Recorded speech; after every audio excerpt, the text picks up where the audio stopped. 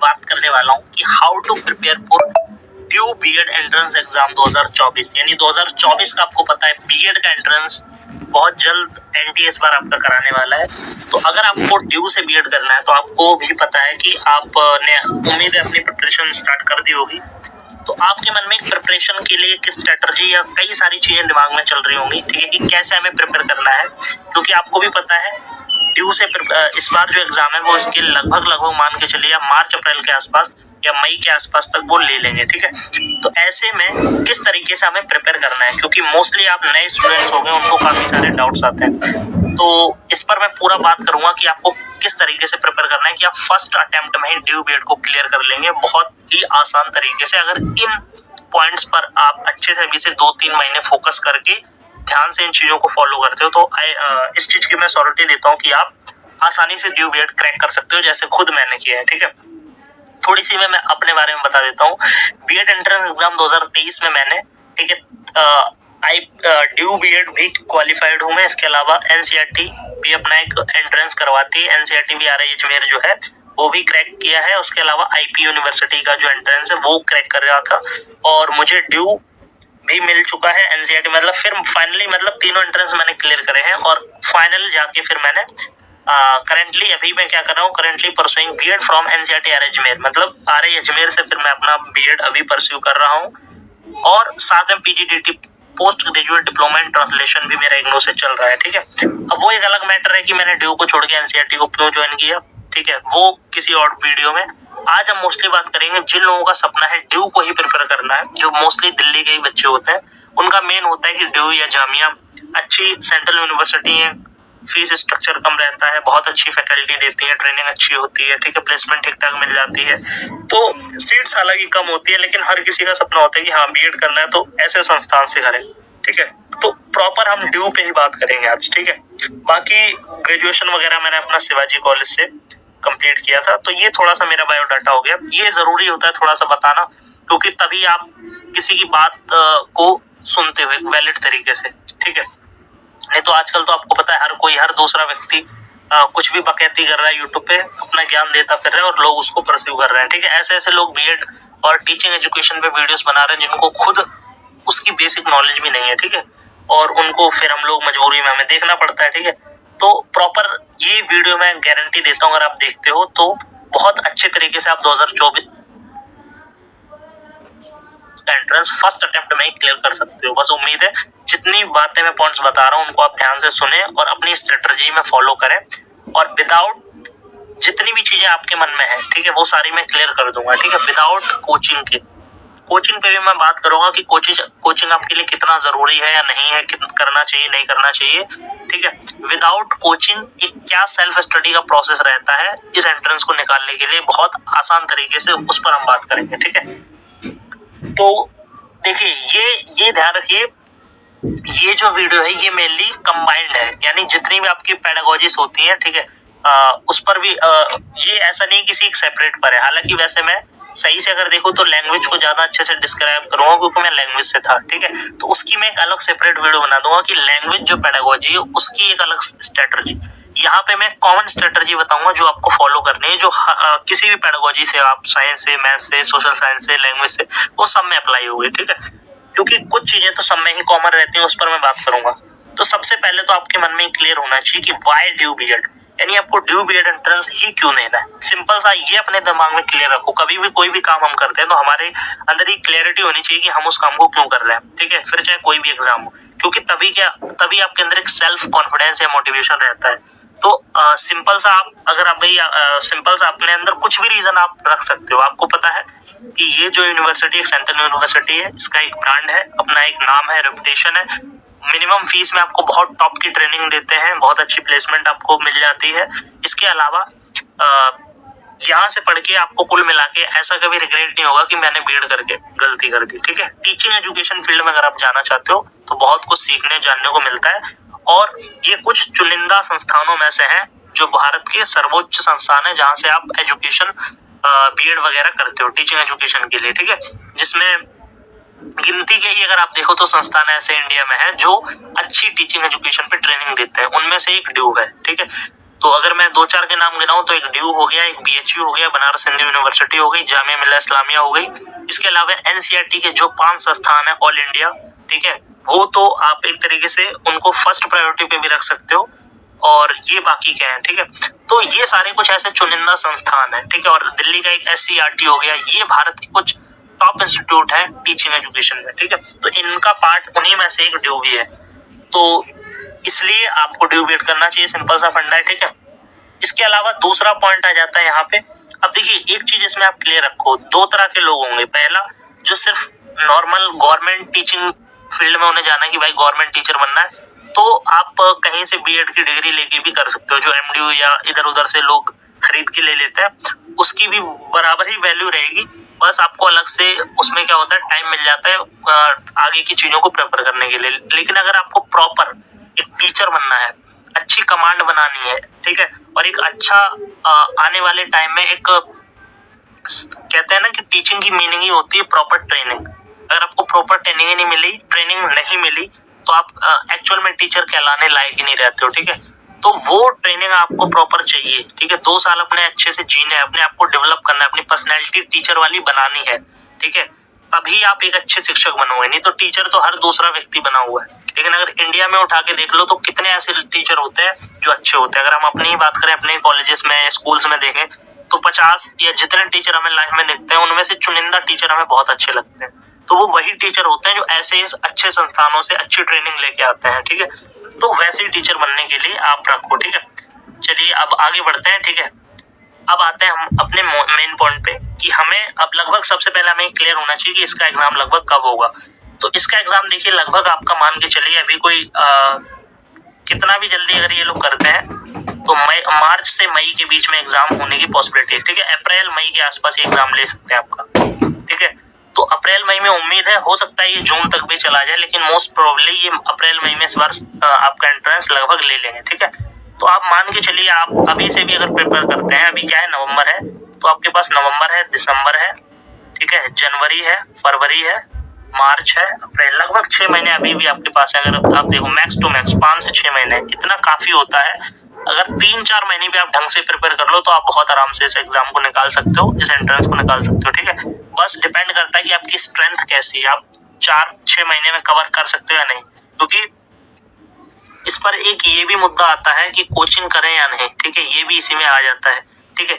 इस पर मैं डिटेल से बात करूंगा, लेकिन फिर भी इसमें बेसिक सा इतना बता देता हूँ कि जो आपके पास 4 से 6 महीने, बहुत सारे कोचिंग इंस्टीट्यूट या वो होंगे प्लेटफॉर्म जो आपको कोचिंग करवा रहे होंगे, तो सिंपल सा उसका जवाब यही है, अगर आपको लगता है आपको कोचिंग चाहिए, आपकी जो चीजें हैं वो आपको सपोर्ट गाइडेंस या कुछ चीजें वीक है जो आपको कवर करनी है तो आप करो, नहीं तो कोई ऐसा जरूरी नहीं है। विदाउट कोचिंग भी आप बहुत आराम से इसको एंट्रेंस को निकाल सकते हो, अगर आपकी अपने पेडागोजी पर अच्छी कमांड है, जो सिलेबस है उस पर ठीक ठाक कमांड है, तो कोई मैंडेटरी नहीं है कोचिंग, ठीक है। गाइडेंस हाँ आप इधर उधर से पता कर सकते हो, लेकिन बाकी चीजें जरूरी नहीं होती, आप अपने हिसाब से देख लो जो आपको ठीक लगे। बाकी मैं तो कोचिंग को रेफर नहीं करता हूँ, मैंने अपना एंट्रेंस सेल्फ स्टडी से बेसिकली निकाला था, ठीक है। तो अब यहाँ पर आ जाते हैं हम अपने मेन अगले पॉइंट पर, ठीक है। अगला पॉइंट हमारा क्या है, जो हमारे पास ये 4 से 6 महीने बचे हैं, इसमें हमें क्या करना है, अपना प्लान विद टाइम टेबल, अपना एक प्लान बनाइए आप कि मेरे पास अगर मान के चलिए 4 महीने हैं, ठीक है, अब मान के चलो फरवरी तक आपको अपनी प्रिपरेशन खत्म करनी है, तो इस पर्टिकुलर 4 महीने में मुझे अपनी एक सेल्फ स्ट्रेटजी बनाओ, कि मुझे इस 4 महीने में अपना ये सिलेबस खत्म करना है, ठीक है, जो भी आपका सिलेबस है, जो भी आपकी पेडागोजी है, और उसी का एक पर्टिकुलर टाइम टेबल बनाओ जिसमें आपको कम से कम 3 से 4 घंटे, ये नहीं कह रहा मैं आप 12-12 घंटे पढ़ो, क्योंकि ये यूपीएससी का एग्जाम नहीं है, ठीक है। अगर 4 घंटे भी आप 3-4 घंटे भी प्रॉपर दे रहे हो, ठीक है, अच्छे से, तो भी काफी है, ठीक है। बाकी आपकी मैंने बताया स्ट्रेंथ पे भी डिपेंड करता है कि आपकी स्ट्रेंथ कैसी है, तो 4 से 5 घंटे अपने टाइम टेबल में मैनेज करो। 6 घंटे पॉसिबल हो, 6 घंटे अच्छा रहेगा, ठीक है, क्योंकि ये सारी जो पढ़ाई आप करोगे लाइफ लॉन्ग आपके काम आ गई, आगे आपको सीटेट भी देना है और टीचिंग एंट्रेंस भी देना है, ठीक है। तो एक प्रॉपर प्लान बनाओ कि मुझे इस पर्टिकुलर टाइम में ये सिलेबस कैसे खत्म करना है, उस पर भी बात करते हैं अभी, ठीक है, सिलेबस वगैरह पे आगे बढ़ता है, और उसके अकॉर्डिंग अपना एक ऐसा टाइम टेबल बनाओ जो आप सिंपली फॉलो कर पाते हो, ठीक है। फिर आ जाते हैं सबसे पहला जरूरी पार्ट तैयारी का, प्रीवियस ईयर पेपर। सबसे पहले आपको क्या करना है, हमारे जो मैंने डिस्क्रिप्शन पे लिंक दिया हुआ है वहां के थ्रू आप सबसे पहले जाके टेलीग्राम चैनल हमारा ज्वाइन कर लो। वहां पे आपको प्रीवियस ईयर पेपर सारे मिल जाएंगे। उनको आप चाहो तो हार्ड कॉपी में प्रिंट करवा सकते हो और सबसे पहले उनको सॉल्व करो और देखो कि एग्जाम का पैटर्न क्या है। और मोस्टली 2023 की का जो पेपर हुआ था ड्यू का, वही आपको सबसे अच्छे से करना है, क्योंकि 2023 से पैटर्न बदला है। 2023 से पहले क्या होता था, एक कंबाइंड पेपर आता था जो सभी तरह की पेडागोजी को देना होता है, चाहे आप लैंग्वेज के हो, साइंस के हो। अब क्या होने लगा, 23 से अलग अलग आने लगा। तो मैं मेनली आपको रिकमेंड करूंगा कि आप सिंपली 2023 वाला जो एंट्रेंस आपका हुआ है, ठीक है, उसी को बस कहीं से भी अरेंज करो या टेलीग्राम पे मेरे मिल जाएगा, वहां से डाउनलोड करके इसे प्रिंटेड फॉर्म में अपने पास रखो और इसको सॉल्व करो और इसका सेल्फ एनालिसिस करो। इसके बेसिस पे सबसे बढ़िया है, इसको एनालिसिस करके आपको पता चल जाए कि मुझे किसी कोचिंग की जरूरत है या नहीं है, ठीक है, मेरी क्या स्ट्रेंथ है, क्या वीकनेस है, और जो वीकनेस है वो कोचिंग से आ जाएगी या मैं खुद से जो प्लेटफॉर्म है यूट्यूब वगैरह वहां से तैयार कर लूंगा। कौन सा मटेरियल मुझे यूज करना है, कहाँ क्या पढ़ना है, क्या छोड़ना है, ये सब आपको प्रीवियस ईयर पेपर देते हैं, क्योंकि प्रीवियस ईयर पेपर बहुत इंपॉर्टेंट होता है किसी भी प्रिपरेशन में। इसके अलावा एक सबसे इंपॉर्टेंट पार्ट होता है मॉक टेस्ट। मॉक टेस्ट हालांकि अभी जरूरी नहीं होते हैं, मॉक टेस्ट की चिंता मत करिए, आपको कोई सब्सक्रिप्शन लेने की जरूरत नहीं है। एग्जाम जब आपका करीब आ जाएगा जनवरी फरवरी के आसपास, मैं model test paper Telegram channel पे अवेलेबल करा दूंगा आपकी प्रैक्टिस के लिए, ठीक है, उनको आप सॉल्व कर लेना, वो काफी होते हैं, ठीक है, वो मैं डाल दूंगा, वहां से आप प्रैक्टिस करना। और अगर आप चाहो तो किसी कोचिंग का भी मॉक टेस्ट ले सकते हो, ठीक है, जो ज्यादा महंगा ना हो, वो भी ठीक है, ठीक है, लेकिन ये अभी नहीं, ये बाद में बेटर रहता है। फिर सिलेबस और एग्जाम पैटर्न पे आ जाओ। सिलेबस की अगर मैं बात करूं तो सबसे पहले आपको क्या करना है, अपना सिलेबस जरूर चेक करना है कि सिलेबस आपका क्या है, क्योंकि आपको पता है 2023 से क्या पैटर्न आया था। 2023 से ये हुआ है कि सभी पेडागोजी के अलग अलग एग्जाम होंगे। तो इसमें क्या होने लगा कि साइंस का अलग है, सोशल का अलग है, लैंग्वेज का अलग है। तो सबसे पहले जो भी आपकी पेडागोजी है उसका आप सिलेबस देखो और उस सिलेबस में जो आपके वीक पॉइंट्स हैं, ठीक है, उन वीक पॉइंट्स को आप नोट कर लो कि ये मेरे पॉइंट्स ऐसे हैं। जैसे अगर फॉर एग्जांपल मैं लैंग्वेज की बात करता हूँ, ठीक है, अगर मैं बात करता हूँ लैंग्वेज की, तो लैंग्वेज में आपको पता है हिंदी आएगी, इंग्लिश आएगी, संस्कृत आएगा, ठीक है, और 25 क्वेश्चंस ऐसे होते हैं। अभी हम सिलेबस पे रहते हैं, सिलेबस में मान लो आपको लगता है कि इंग्लिश में मेरे ये पर्टिकुलर टॉपिक वीक है, जैसे वॉइस वीक है, नरेशन वीक है, ठीक है, ये वीक है। इसके अलावा हिंदी में मेरा ये ग्रामर वीक है, ये वाला सेक्शन वीक है, जो भी आपको लगता है उनको नोट कर लो और फिर ये देखो कि इन वीक टॉपिक्स को मैं कहाँ से कवर करूंगा। मोस्ट प्रोबेबली आपको यूट्यूब पे वीडियोस मिल जाएंगे, वहां से आप इनको क्लियर कर सकते हो, ठीक है। और इसके अलावा एग्जाम पैटर्न की अगर मैं बात करता हूँ, एग्जाम पैटर्न आपको अच्छे से सब पता होगा कि इस साल से एग्जाम पैटर्न क्या है, अलग अलग सबकी पेडागोजीज बन गई है। टोटल इसमें 100 क्वेश्चन आते हैं, एक क्वेश्चन 4 नंबर का होता है, 400 मार्क्स का टोटल हो गया। 1/4 की इसमें नेगेटिव मार्किंग होती है, ठीक है। तो इस तरीके से एग्जाम पैटर्न रहता है और लगभग, ठीक है, इसमें आपको 2 घंटे का टाइम मिलता है, ठीक है, 100 क्वेश्चन के लिए, ठीक है। और अगर तो ये सारी चीजें बताई मैंने। इसके अलावा मैंने बता दिया आपको जो सिलेबस में, सारा सिलेबस आपको नहीं पढ़ना है, वो पढ़ने को बहुत कुछ होता है इसमें। और मेनली अगर मैं एग्जाम पैटर्न की जब बात कर रहा हूँ यहाँ पे, तो एग्जाम पैटर्न में बेसिक आपको इतना स्ट्रक्चर भी पता होना चाहिए कि जो 100 क्वेश्चन आपके आते हैं, 100 क्वेश्चन में वेटेज किसका क्या रहता है, ये भी आपको पता होना चाहिए। 100 क्वेश्चन में आपको पता है 25 क्वेश्चन जो होते हैं वो कॉमन होते हैं सबके, ठीक है, 25 क्वेश्चन कॉमन होते हैं। 2 पार्ट्स में ये एग्जाम पैटर्न डिवाइड होता है। कितने पार्ट्स में? 2 पार्ट्स में। सबसे पहला पार्ट ए होता है, पार्ट ए में तुम्हारे टोटल 25 क्वेश्चंस होते हैं। एक मिनट, पार्ट ए जो होता है, पार्ट ए में टोटल 25 क्वेश्चंस होते हैं और पार्ट बी जो होता है, पार्ट बी में 75 क्वेश्चंस होते हैं। पार्ट ए जो है 25 क्वेश्चन, ये सबके लिए सेम है, कोई भी पेडागोजी आपकी है। इसमें मेनली आपका क्या आता है, इसमें आपका इंग्लिश, हिंदी, एक आपको लैंग्वेज चूज करनी होती है, हिंदी या फिर इंग्लिश, उसके 10 नंबर का पैसेज आता है और बाकी बचा 15 नंबर, ठीक है। 10 नंबर का तो ये हिंदी या इंग्लिश में से जो भी आप चूज करोगे उसी के 10 क्वेश्चन आते हैं, बहुत बेसिक आसान से होता है। और 15 क्वेश्चन जो आते हैं उसमें आपके कुछ मैथ्स के क्वेश्चन होते हैं, कुछ रीजनिंग के होते हैं, कुछ जीके होती है, कुछ मतलब मिसलिनियस पोर्शन इसमें डाल दिया जाता है। तो इस तरीके से 25 क्वेश्चन इस तरीके से आपके हो जाते हैं। 25 क्वेश्चन सबके लिए कॉमन हो गए और 75 क्वेश्चन आपकी पेडागोजी पे बेस्ड होते हैं। लैंग्वेज है तो लैंग्वेज में हिंदी, इंग्लिश, संस्कृत आती है। सोशल साइंस है तो सोशल में economics, political science, history, geography, sociology, ये सब आएगा। साइंस है तो फिजिक्स केमिस्ट्री बायो आएगा। इस तरीके से पेडागोजी को एकदम डीप में पूछा जाता है चीजों, ठीक है।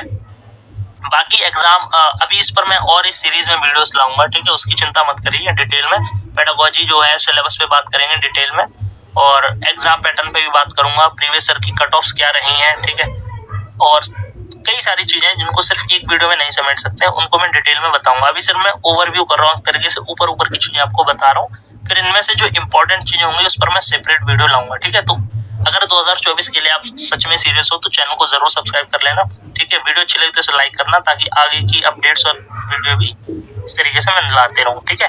उसके बाद आपको क्या करना है, कमांड ऑन योर पेडागोजी, यानी जो आपकी पेडागोजी है, जैसे लैंग्वेज है, तो उस पर आप अभी से अपनी कमांड बनाना शुरू कर दो, क्योंकि पेडागोजी आपको सिलेक्शन दिलाती है। 25 क्वेश्चन जो होते हैं इस पर तो आपकी कमांड होनी चाहिए, लेकिन सबसे ज्यादा मैटर करता है 75 क्वेश्चनों में कितना ज्यादा अच्छा कर रहे हैं। तो आपकी पेडागोजी पर अपनी कमांड अच्छे से करो। साइंस के हो तो आपकी मान लो बायो अच्छी है, फिजिक्स केमिस्ट्री वीक है तो फिजिक्स केमिस्ट्री पे काम करो। सोशल में आपकी इकोनॉमिक्स वीक है, पॉलिटी हिस्ट्री ठीक है, तो बाकी जो वीक है उसको अच्छा करो, क्योंकि आपकी पेडागोजी पे कमांड नहीं होगी तो आप इसमें क्रैक नहीं कर सकते एंट्रेंस, ठीक है। और मान लो लैंग्वेज है, लैंग्वेज में आपकी संस्कृत, आप सोचो बिल्कुल नहीं पढ़ना मुझे, तो भी आप नहीं निकाल पाओगे, ठीक है। कितना भी कम से कम हो, आपको हर एक सेक्शन पे अपनी कमांड बनानी पड़ेगी, ठीक है, तीनों के जो भी पोर्शन उसमें आता है। देन इसके अलावा अगला पॉइंट हमारा आ जाता है राइट स्टडी मटेरियल, ठीक है, एंड गाइडेंस, ठीक है। ये सबसे इंपॉर्टेंट पॉइंट है कि आपको गाइडेंस कहाँ से मिल रही है। गाइडेंस के लिए देखिए, अगर मैं बात करूं तो आप जितनी मुझे है ड्यू बीएड के रिगार्डिंग गाइडेंस, उतनी आप मुझसे ही संपर्क कर सकते हो, ठीक है। टेलीग्राम चैनल है हमारा, वहां पे आप अपना डाउट क्वेरी बता सकते हो, कमेंट में बता सकते हो, ठीक है। पर्सनल नंबर मैंने अब देना बंद कर दिया है, क्योंकि बहुत ज्यादा कॉल्स आने लगते थे, तो आप आराम से सिंपली कमेंट कर सकते हो, मैं वहां पे आपके डाउट क्लियर कर दूंगा।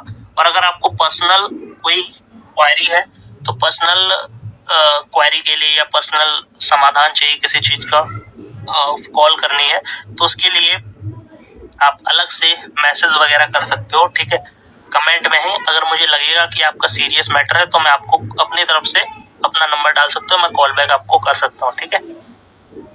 तो इसके अलावा आ जाते हैं गाइडेंस के लिए चिंता मत करो, मैं आने वाली सीरीज में सारी आपकी जितने भी मन के डाउट है उस पर मैं वीडियोस बनाते रहूंगा, तो गाइडेंस आपको सारी मिलती रहेगी।